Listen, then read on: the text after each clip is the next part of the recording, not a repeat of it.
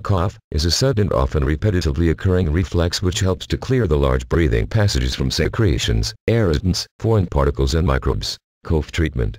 The treatment of a cough in children is based on the underlying cause with the use of cough medicine supported by little evidence and thus not recommended by the American Academy of Pediatrics. A trial of antibiotics or inhaled corticosteroids may be tried in children with a chronic cough in an attempt to treat protracted bacterial bronchitis or asthma respectively.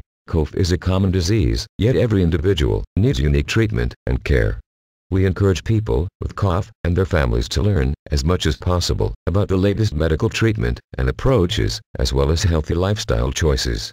For more information about cough and how to treat cough, just click on the link at description or visit www.mainmd.com.